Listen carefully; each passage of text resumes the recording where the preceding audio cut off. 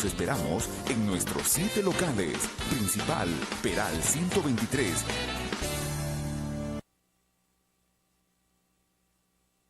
Hola amigos, muy buenos días, bienvenidos a su programa Desde la Cátedra. El día de hoy contamos con un invitado especial, un jurista de acá de nuestra localidad de Arequipa muy conocido, es el doctor José Arce, aunque para todos es el doctor Pepe Arce, ¿no? Sí. Doctor, muy buenos días, bienvenido al programa, ¿no? Y él va a hablar sobre la aplicación del principio acusatorio, mejor dicho, la realidad, ¿no es cierto?, del principio acusatorio en nuestro día, si es que funcionó o no funcionó. Y bueno, todo lo referente a esto, él es especialista en la rama penal, ha sido también magistrado de la Corte Superior de Justicia de Arequipa, ¿no es cierto?, llegó a ser juez superior, ¿no? Juez superior de la Corte Superior de Justicia. Y bueno, ¿quién más para que nos dé algunos alcances en el área del derecho penal? Doctor, muy buenos días nuevamente. Muchísimas gracias, estimado Marcos. Es un placer conversar contigo y atendiendo a la invitación en este distinguido canal. Sí, doctor, me dice que el micro está... Sí. Un saludo para la teleaudiencia. Excelente. Respecto al tema que nos hemos propuesto conversar el día de hoy, tenemos que partir por lo siguiente. En la anterioridad existían muchos problemas con las investigaciones y juzgamiento de aquellas personas que cometían delitos. Entonces, a partir de una reforma a nivel latinoamericano, es que se introdujo en el año 2004 el sistema acusatorio. Pero muy pocos conocen cuál es la raíz del sistema acusatorio, qué significa un sistema acusatorio, cuál es el objetivo principal en un sistema acusatorio. En principio, es necesario hacer la diferencia entre el sistema acusatorio anglosajón y el sistema acusatorio europeo continental. El sistema acusatorio anglosajón proviene de los Estados Unidos y también de Inglaterra. En cambio, nuestro sistema aplicado aquí en nuestro país proviene del europeo continental. Estamos hablando de Alemania, Francia, Italia, etcétera. Pero doctor, existen, bueno, entonces estamos hablando ahorita entonces de dos sistemas. Acusatorios. Dos sistemas acusatorios. Entonces, ¿hay otros tipos de sistemas también? El sistema inquisitivo que ya se abolió. Ya. El sistema inquisitivo en donde el juez concentraba todo el poder de acusación, de investigación y de sentencia. Excelente. Eso ya se abolió, ya no pasa más. El sistema acusatorio se funda en la separación de las funciones de los operadores jurídicos. El fiscal tiene a su cargo la investigación, el abogado tiene a su cargo la defensa y el juez el tercero imparcial que va a pronunciarse sobre un fallo justo a partir de un debido proceso. Ya, y el día de hoy vamos a hablar específicamente sobre eso. Así y es. Usted nos acaba de decir, porque para que tengan acá en cuenta, hay que tener en cuenta de que la mayoría de nuestros televidentes son estudiantes de Derecho. Y siempre me mandan preguntas por interno. Qué bueno. Y entonces hay que tratar de ser lo más didáctico posible, explicarlo como bien dice, con manzanas. Qué bueno, para que puedan entenderlo. Estamos hablando de dos sistemas acusatorios. El sistema anglosajón, que es el que se aplica en los Estados Unidos y en Puerto Rico, y el sistema acusatorio europeo continental que se aplica en Latinoamérica y es en nuestro país. En nuestro país. La diferencia entre uno y otro, es que en el sistema anglosajón el juez es solo un árbitro. El juez solamente decide quién tiene la razón y quién no. En nuestro sistema, el juez no es un árbitro, el juez es partícipe. Tal es así que en el Código de Procesal Penal existe un artículo, el 385, que prioriza la prueba de oficio, lo que es vedado en el sistema anglosajón. Entonces, el juez de nosotros no es un juez árbitro, es un juez participante. Sí. Que quiere descubrir la verdad. Excelente. Pediríamos tal vez a las personas que están en el set que guarden un poquito de silencio, por favor. Estamos al aire, sobre todo a los amigos que están del programa anterior. Si pudieran guardar un poco de silencio, por favor. Muchas gracias. Señores, por favor, podrían guardar un poco de silencio, les pediría. Muchísimas gracias. Bien, doctor, sigamos. Entonces, yo me imagino que la mayoría de personas que se les viene a la cabeza esto cuando hablamos del sistema acusatorio. Se imaginan las películas de Estados Unidos, ¿no? Donde hay un jurado y el jurado Que es... no es nuestra realidad. No es nuestra realidad. No es lo nuestro. Es más, me parece que en algún momento acá hablan señores del jurado, pero no hay ningún jurado. No. Es decir, ha sido introducido con mala información en nuestro sistema acusatorio. Yo recuerdo que en el año 2008, antes de octubre, que entró en vigencia aquí en Arequipa este sistema, se hizo una ceremonia de quema de expedientes en la Plaza España. Ya. Eso fue un error. ¿Por qué? O sea, Porque la gente se encontraba indignada y por eso lo hacía, ¿o no? No, porque se vendía el producto acusatorio como que ya no había más expedientes y que todo iba a ser oral, lo Ya. cual no es cierto. Existen expedientes y hay unos expedientes voluminosos donde los jueces evidentemente no revisan los expedientes, sino resuelven a partir de las audiencias orales. Así es. Pero no deja de haber expedientes. El expediente físico, claro. Sí, y porque es necesario. Un documento que emite el registro público, un audio que es parte de la prueba de un juicio, tiene que ser resguardado en un expediente. Así Entonces, si bien es cierto, se prioriza el sistema oral, no deja de haber expediente. Y aquella época se vendió a la comunidad el sistema como un sistema libre de papeles, lo cual no era cierto. En Ya. este momento tenemos mucha cantidad de papel en los procesos penales. Entonces, no hubo claridad entre lo que es el sistema, ahora ya lo estamos aclarando, entre lo que es el sistema acusatorio anglosajón y el sistema acusatorio europeo continental. Nosotros tenemos el europeo continental, donde Ya. el juez sí participa. El juez pregunta, el juez quiere tener claro un tema e interviene preguntando a las partes. El juez actúa con prueba de oficio, dice, bueno, señores, la famosa prueba sobre prueba, aquí hay un hecho y vamos a contrastar este hecho y vamos a actuar esta prueba de oficio, lo que no sucede en el anglosajón. Entonces, este sistema que viene del europeo continental, aplicado a nuestra realidad, en estos momentos está siendo casi no muy bien observado por la participación directa de un juez. Ya. Muchos jueces se olvidan que son terceros imparciales y que el Ministerio Público tiene su función y su obligación y que no deben sustituirlo. Sin embargo, en la realidad vemos que todavía algunos jueces sustituyen la labor fiscal. Claro. Luego, dice, el sistema es acusatorio, división de roles. Luego dice que es garantista. Este término tampoco se tiene entendido en su real contexto. Cuando el sistema dice que es garantista, es porque la Constitución debe prevalecer a partir de todos sus principios para las partes. Ya. Muchos creen que el sistema garantista solo protege al inculpado, y eso no es verdad. Ya. Eso no es cierto. El sistema garantista, donde prevalece la Constitución, sus principios y los principios de acuerdo internacional, es para todas las partes. Lo que pasa es que en un proceso penal el inculpado es la parte más débil. Claro. Y me explico. El inculpado solo tiene su defensor, que muchas veces es un defensor público, que tiene muchos casos y que es un defensor que el Estado le paga por esto.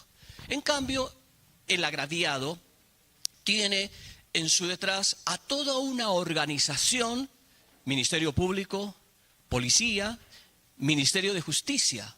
Entonces está en una ventaja enorme sobre el inculpado. Es por eso que los principios constitucionales le dicen al inculpado: tú tienes el derecho a guardar silencio, tú tienes la prerrogativa de no hablar, tú tienes la exigencia que sea el acusador, Ministerio Público, quien pruebe. Todos estos principios que son constitucionales, y no solamente aquí, es a nivel mundial, hacen que el imputado tenga algo de equilibrio en un proceso. Luego, el sistema es acusatorio, garantista y público. La publicidad es muy importante. La publicidad es la presencia de extraños a un proceso de las partes. ¿Para qué? Solamente para que vean, solamente para interesarse, solamente para, en muchos casos, para distraerse. No, porque este público, esta publicidad hace que se controlen la actuación de todas las partes. El público va a ver cuál es el desempeño y el desarrollo del fiscal, si se desempeña bien, si el abogado se desempeña bien y si el juez actúa bien. Correcto. Es muy importante la publicidad. Entonces, este sistema garantista acusatorio y público y contradictorio, y por último, el contradictorio, en un juicio oral, ninguna prueba se valora si antes no ha habido un contradictorio por la parte que supuestamente le afecta. Si es que no ha habido este contradictorio, esa prueba no va a ser valorada. Esas son las bondades de este sistema acusatorio que lamentablemente en la realidad casi no se aplica. Qué pena. Bueno, pero doctor, para pasar esta parte, bueno, me pareció muy interesantísimo todo lo que usted nos está indicando, sobre todo para las personas que son ajenas al derecho o los que recién estamos ingresando en el área penal o ingresando a la rama del derecho, ¿no? Es bastante de mucho valor lo que usted nos está indicando. Pero ahora la pregunta es esta, ¿no? ¿Por qué no está funcionando? ¿Cuáles son los problemas que usted ha evidenciado a lo largo de la carrera como abogado, a la larga de su carrera como jurista, a la larga de la carrera como magistrado en el Poder Judicial y en el área penal? Antes de contestarte esa pregunta, estimado Marco, cuando se estuvo en la preparación para ingresar al sistema, recuerdo que uno de los capacitadores de este sistema, el argentino Binder, aquí en nuestro Palacio de Justicia, que nos estaba indicando cómo era el sistema, se le preguntó que cómo era el cambio, la transformación de mentalidad de todos aquellos que habíamos nacido bajo un sistema procesal penal inquisitivo, donde el juez hacía todo, para pasar a un acusatorio donde el juez ya deja de ser parte interesada y pasa a ser un tercero imparcial y emitir un fallo justo. Y nos dijo que deberían pasar unos 30 a 40 años para que este sistema entre a funcionar adecuadamente. Nosotros llegamos a la conclusión que esta respuesta nos dio porque los magistrados que actualmente se encuentran desarrollando este sistema, dentro de 30 años ya no van a estar. Ya. ¿Quiénes van a estar?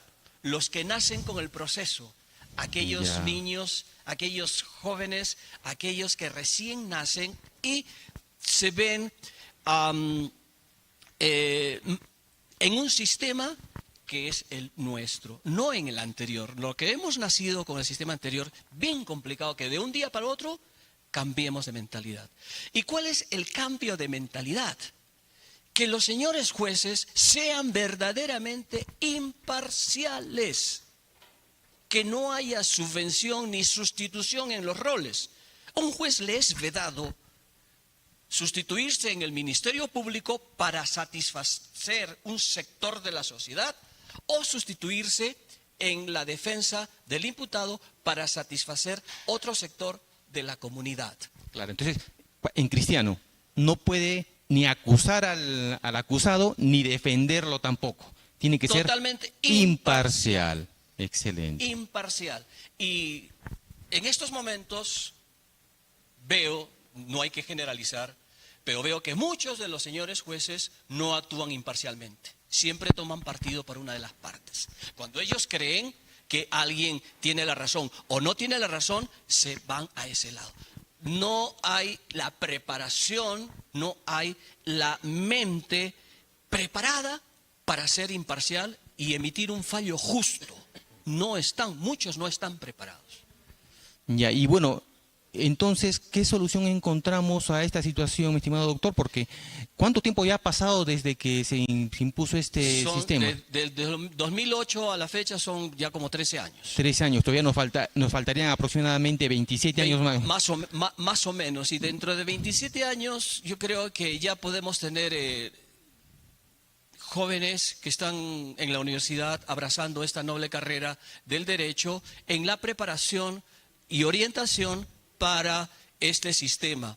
Y haciendo un paréntesis, Marcos, ¿qué perfil de juez necesitamos? ¿Qué perfil de fiscal necesitamos? Claro, interesante. ¿Cómo se puede lograr que un juez sea realmente, cumpla con el perfil?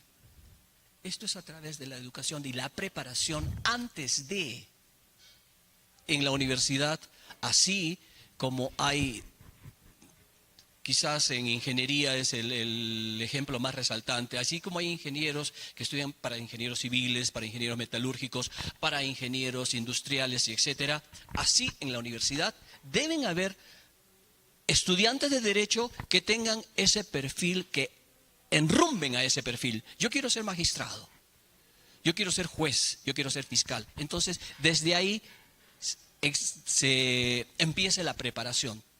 Y fundamentalmente, quienes vayan a abrazar esta carrera tienen que ser personas íntegras, idóneas, sin ninguna mancha, como que es lo que se quiere en estos momentos para los integrantes de los nombramientos de los jueces de la Junta Nacional de Justicia. Claro, y bueno, algunas personas dirán, pero bueno, 40 años es demasiado, según lo que decía este tratadista, pero no deja de tener razón, y le digo por experiencia propia, ¿no? Yo todavía viví cuando estudiaba en la universidad, ya, bueno, justo ahora voy a cumplir 25 años de haber egresado al próximo año, pero todavía vi lo que era con el antiguo Código de Procedimientos Civiles y el antiguo Código de Procedimientos Penales, ¿no? Donde por cualquier tontería, cualquier cosita se venía abajo todo un proceso de años. Entonces, sea como sea, eso se nos queda en la mente, ¿no? Cuando en la formación del abogado, todo eso se nos queda en la mente y tratamos de hacer algunas cosas de esas en el nuevo sistema, ¿no? Se nos queda todavía como una especie de tara, ¿no? Una tara legalista, podría ser. ¿No? ¿Sí? Es parte de nuestra cultura, ¿no? Es parte de claro. hemos nacido en ese estado, en esa cultura. Nuestra idiosincrasia es esa. Primero, sentemos la base subrayada. No estamos a favor de los delincuentes, no estamos a favor de los que cometen delito, no estamos a favor de los que cometen hechos y agravian toda una cultura, todo un pueblo. Estamos en contra de eso. Pero, ¿qué hacer con aquella persona que comete un delito? Un paréntesis. Si yo voy a un hospital a que me operen, lo mínimo que puedo exigir que el médico que me va a operar me opere con un bisturí, como corresponde, y no con un cuchillo. Claro. Entonces, si nosotros queremos sancionar, queremos desterrar la delincuencia, queremos desterrar los actos que nos agravian tanto, los actos de corrupción, tenemos que empezar procesando bien, porque tenemos historia de que haber condenado arbitrariamente, la Corte Internacional de Derechos Humanos nos ha enmendado la plana, inclusive ha ordenado que nuestro país repare económicamente a aquellos delincuentes que cometieron un delito, que pero por un acto de arbitrariedad judicial se desarrolló un mal proceso. Inconcebible, pero tenemos que aprender a respetar eso. Excelente. Y para la gente que nos está viendo, la pregunta iría ahí, porque algunos tal vez no se ubican todavía en el fondo. Muchas veces la mayoría de la población dice, no, es que lo que pasa es que nuestras leyes, faltan leyes o las leyes no sirven. Y tal vez el problema, al menos de lo que estamos viendo ahorita en la Administración de Justicia, estamos viendo la parte del proceso, el proceso mismo. ¿Qué tan cierto hay esto de que tendríamos que cambiar las leyes? Porque primero estamos empezando, usted ha dado como énfasis de que no, hay que formar a los jueces. Hay que empezar formando a los jueces.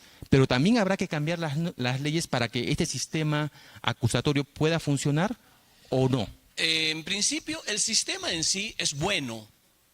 El problema somos las personas, los operadores. El tema es que hay una ley que sanciona con 6 años aquel que mata a otro. Dentro de este proceso tienen que evaluarse muchas cosas.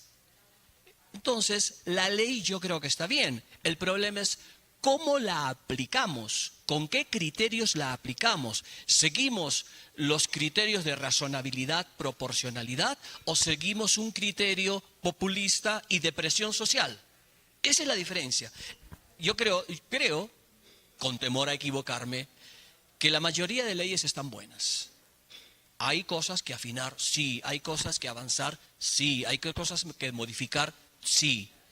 Pero donde más falla el tema es en las personas, en los operadores, que no actúan con respeto a los principios. Ya, doctor, y en este escenario, porque estamos hablando de que en algún momento un operador de justicia comete un gravísimo error, de por sí ya hay un perjuicio para las partes, para alguna de las partes. Tal vez no hay un perjuicio para el imputado, para el delincuente en este caso, que definitivamente, como usted lo mencionó, es un delincuente y merecía ser sancionado. No de esa forma, Claro. no de esa forma. Claro. Ya, no de esa forma, pero sí merecía ser sancionado, perfecto. Y el problema es que como no se tomó la vía correcta, como no se siguieron los pasos correctos, trae como consecuencia multas, sanciones, quedamos mal y que se inicie un nuevo proceso. Ya. Entonces, la cosa juzgada, ¿hasta qué punto es posible o no es posible en este sistema acusatorio? O en pocas palabras, para hacerlo en cristiano, ¿cuándo es posible que un proceso que haya sido aparentemente bien seguido en las instancias correspondientes adquiere la calidad de cosa juzgada, pero en este sistema acusatorio, por alguna circunstancia de esta naturaleza, se nos viene abajo? ¿Y cuáles son los efectos, no? Sí, la cosa juzgada es una institución jurídica que garantiza la inamovilidad de un fallo. Pero como nada es absoluto, ni el derecho a la vida es absoluto, entonces la cosa juzgada también tiene una vía de escape para revisarse.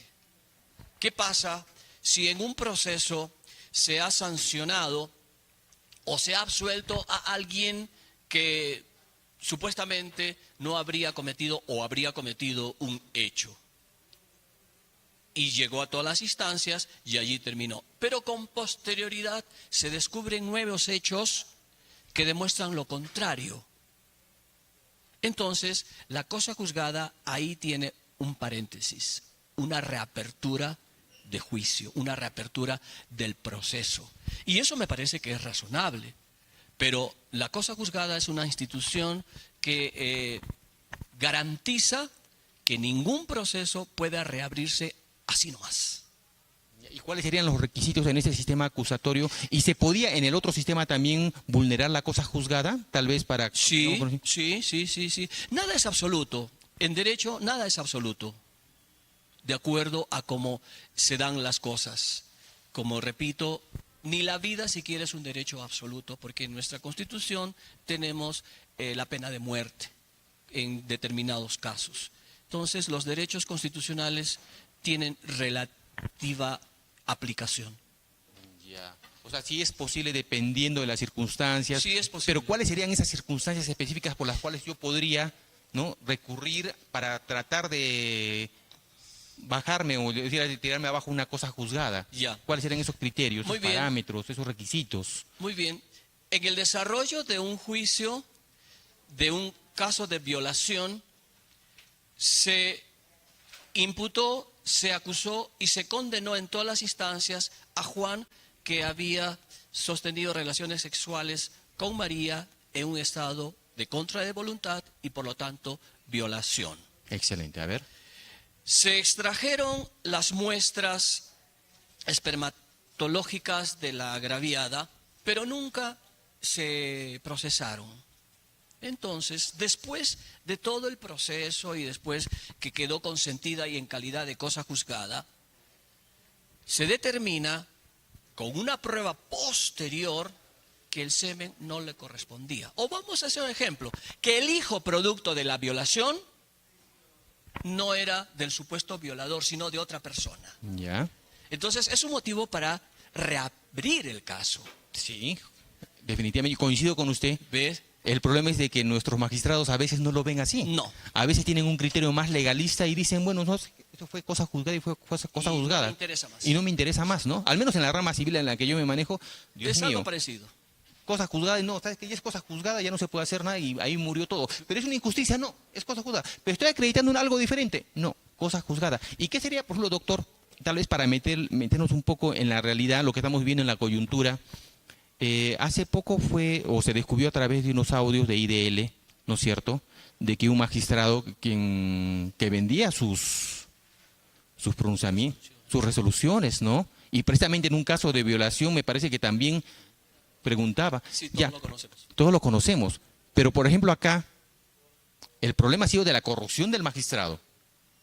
¿Sería posible reabrir ese proceso? Porque en ese caso ha sido la corrupción del magistrado, que no implicaría tan directamente a cómo se vino llevando el proceso, sino que ahí se compró una voluntad. En este caso, es bien complicado que se reabra un caso por un acto, por una opinión, por una actitud.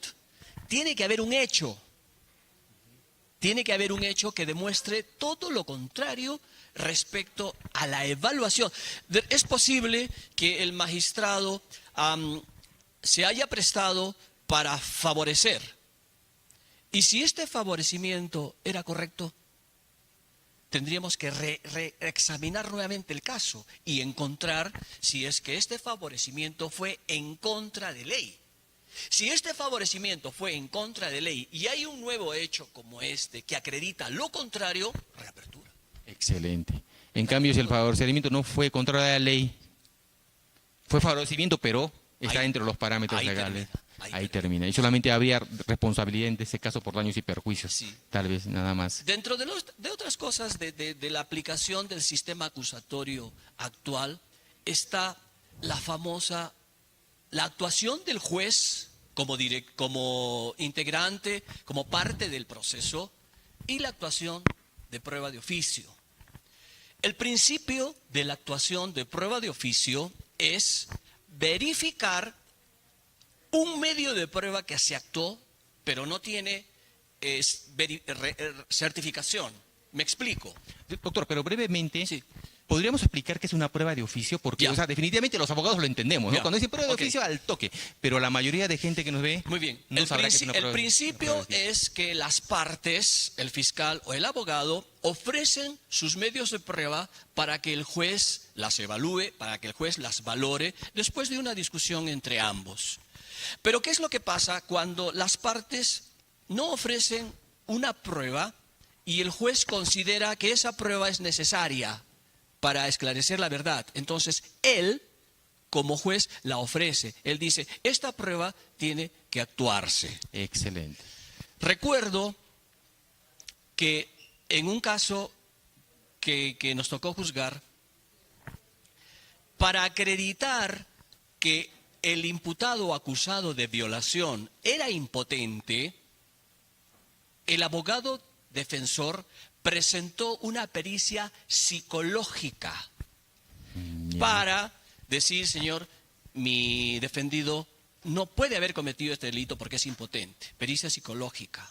El fiscal no objetó la pericia. Entonces nosotros como magistrados pensamos comúnmente, ¿una pericia psicológica puede acreditar la impotencia sexual de una persona? ¿O esta pericia psicológica necesita de otra pericia, de un especialista, un urólogo, por decirte, que verificar si es correcta o no esta pericia? Claro, o sea, si efectivamente la parte psicológica influye directamente, ¿no? En la potencia. En la potencia sexual, Claro. para ver si efectivamente es coherente o no es coherente. Entonces, ¿qué hicimos? Dijimos, vamos a actuar prueba de oficio, si es que las partes no se oponen, y vamos a citar a un médico urólogo que evalúe al imputado y nos diga si es que realmente puede o no puede procrear, tiene o no potencia, puede o no cometer este acto. Y en tal aparte. caso, si fuera absoluta o parcial, porque tal vez en algún momento podría ser que sí funcionó y después ya no. Esa es prueba sobre prueba. Ya.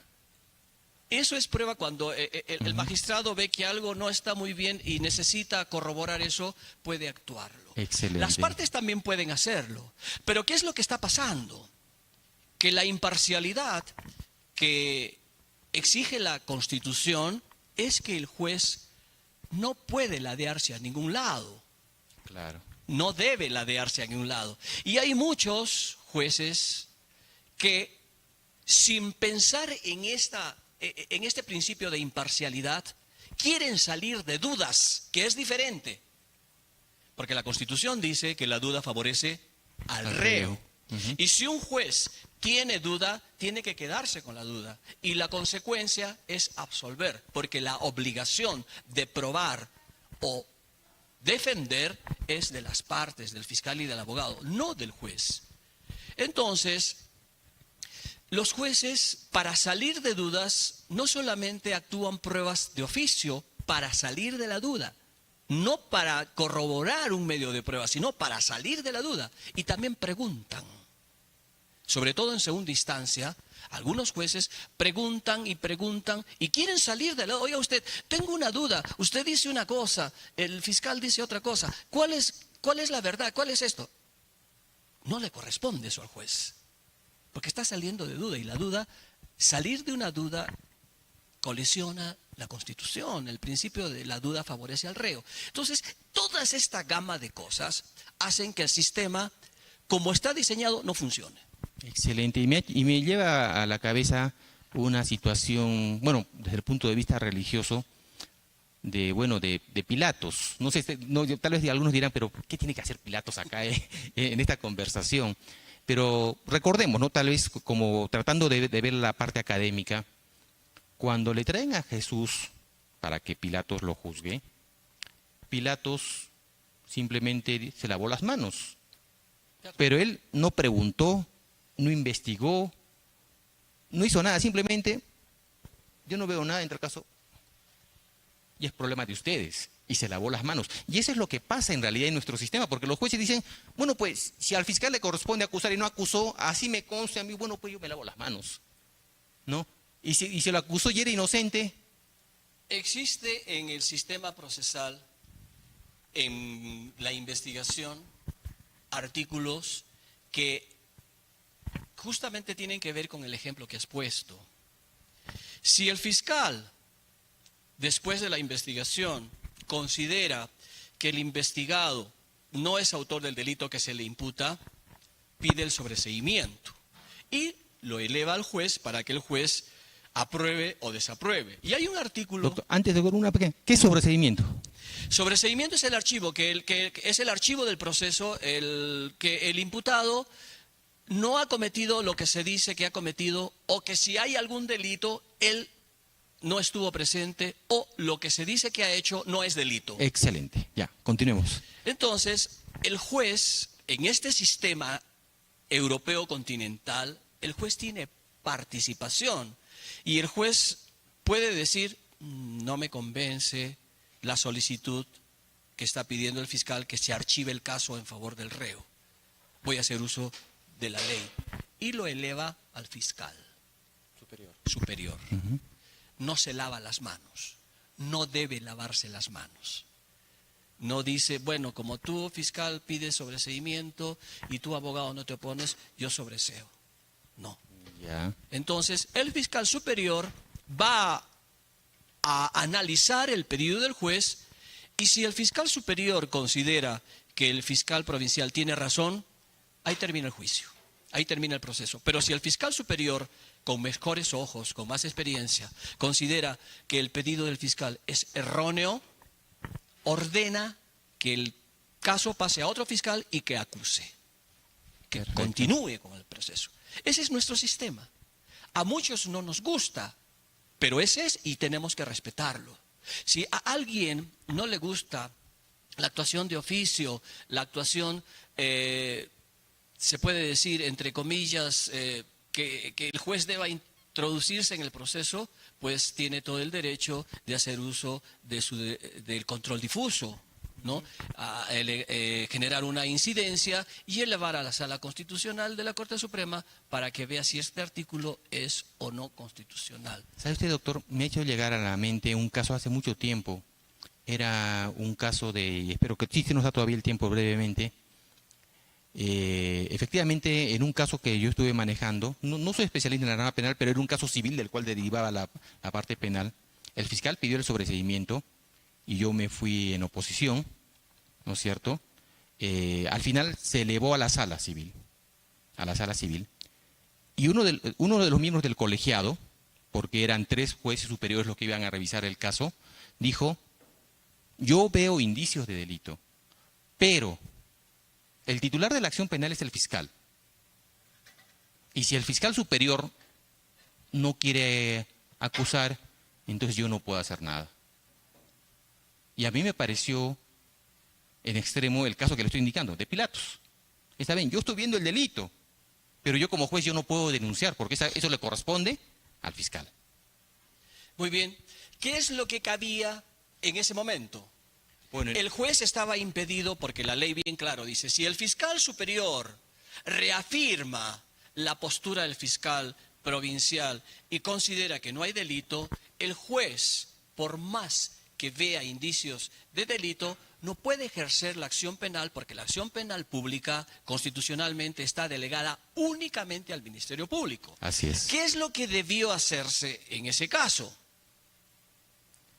Pedir la revisión en sede fiscal y formular una queja diciendo o argumentando cuál es la parte de los fundamentos de primera y segunda instancia que están equivocadas y demostrar que sí, aquí hay las cosas. Entonces, es el órgano de control del Ministerio Público, a pesar de que podría decirse que había cosa decidida, cuando hay nuevos elementos, reabrir el caso. Muy similar al de la cosa juzgada. Claro, claro. Muy similar. Excelente. Entonces, en la cosa decidida también funciona cuando hay nuevos elementos. Inclusive si se encontraran ahora sería posible. Por supuesto. Excelente. Por supuesto. Excelente. Bien, doctor, mire usted, lamentablemente en un abrir y cerrar de ojos se nos ha pasado la hora y sin hacer ningún corte comercial. Es una pena, así como conversamos anteriormente. Estoy muy complacido, Marcos, por esta invitación.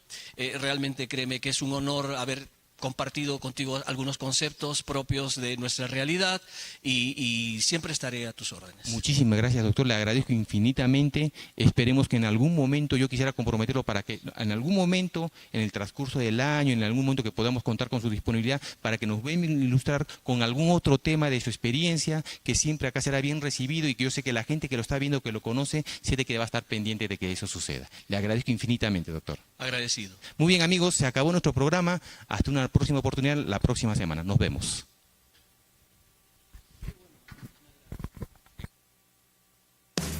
El mejor regalo es estar siempre conectados a mamá. Regálale un iPhone XR